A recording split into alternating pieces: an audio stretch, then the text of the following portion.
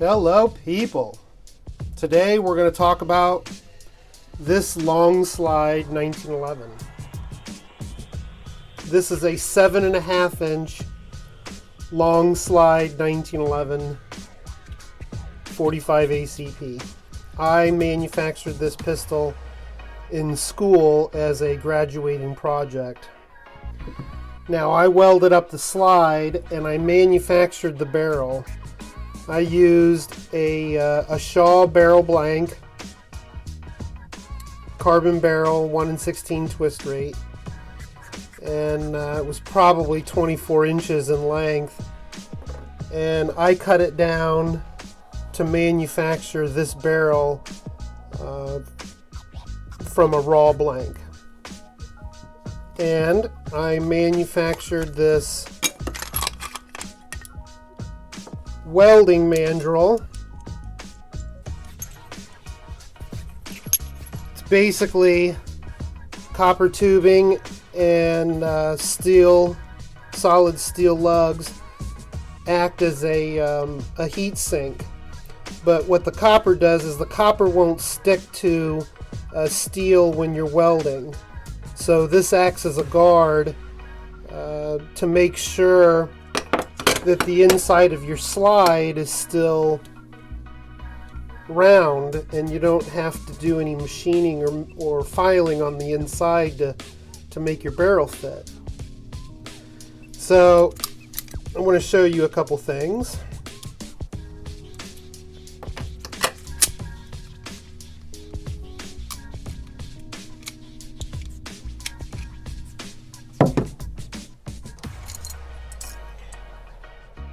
Although this is a 7.5 inch Longslide, it's utilizing a standard 18.5 pound government recoil spring.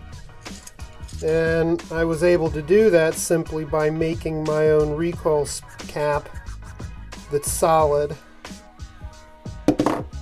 which does add a lot of extra weight. But what adds more weight is the solid weight of this compensator. So the barrel, the Shaw barrel, extends all the way to the end of the chamber. This here is a sleeve.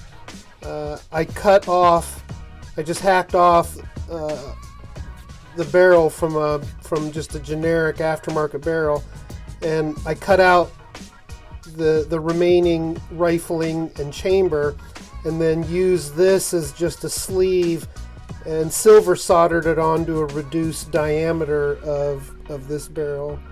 And then I profiled it here, left a diameter for it to bushing on, and then I created my compensator.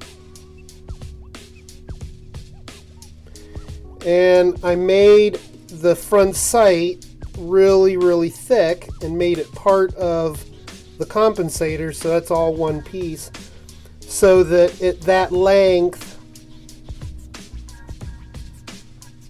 the front sight could properly fill up the gap of the rear notch. I'll show you that here later.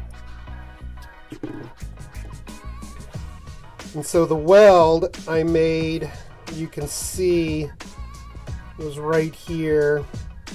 And I really didn't do a good job welding it. You can see all the welding marks that I've had to try to cover up. But when I was done, this literally just slid right out. So let me show you a little trick in reassembly that I've learned. So before I do that, let me show you what I did with this cap. So the end of this slide is literally another 1911 slide, but I turned it around so it's two muzzle ends facing each other. And I did that so that when I installed my cap from the rear, it wouldn't fall out.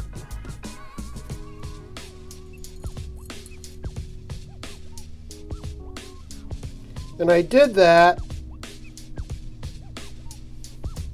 so that it would extend just out the end of the slide, just a hair. It's probably 5/1000ths or maybe 10/1000ths of an inch. But it acts as a little plunger there. And when I get it back together, I'll show you the end of the barrel here contacts with that cap and creates tension, creating a snug fit. So let's put it back together and I'll show you. So this goes back together like a traditional 1911, of course, but the cap has got to go to the rear. Now you got to make sure your shock buff and the head of your recoil spring cap are lined up properly. Make sure your barrel link is up. Condense your spring down and then hold it with your thumb, but push your link back forward. Gravity usually does that for you, but it's best to make sure that it's forward all the way when you're putting it back together. And then just use the dust cover to displace your thumb. And make sure the link is lined up with the hole, the slide stop hole. Okay, so before we do this, I'll show you. Most traditional slide stops aren't cut with a notch here. I learned this from the gunsmiths at Wilson Combat. My notch I put a little bit too far north, and the detent kept sliding into our cutout, which wasn't allowing me to reassemble the gun properly. So I was able to re-angle that cut. If you can see, it's like a little ramp, and a needle nose rat tail file is what I used. But I was able to angle it just a little bit so that it lined up with where the detent is supposed to go, which is right along this little ridge here. You can tell that it's faceted slightly. There's two different flats there. So let me show you how this works. So there your link is lined up with your hole. And then, okay, so another thing, I like to hold the slide with my thumb around the grip safety and my fingers around the rear sight. This gives me the ability to position that slide single-handedly. Holding it with this hand will give you the ability to hold it there, but once it starts slipping, you can't bring it back to that because there's nothing to anchor. You can put your thumb in there, and that gives you the ability to anchor it well, but then I still feel like that this is not really the best way. I like it like that. That's just me personally. Everyone's going to have a different opinion about it, but I'm right-handed, but for whatever reason, my left hand is best for manipulating the slide stop, and my right hand I feel is best for manipulating the slide, because your positioning is what's important. Where you have that half round notch is most important to reassembly. But because we've created that ramp, we're able to lay that ramp right on top of the detent, and we know it's on top of the detent because it's not moving or slipping off, causing us to create that dummy mark on the slide that typically happens. So again, position that half round notch, get the slide stop on top of the detent, and just push in.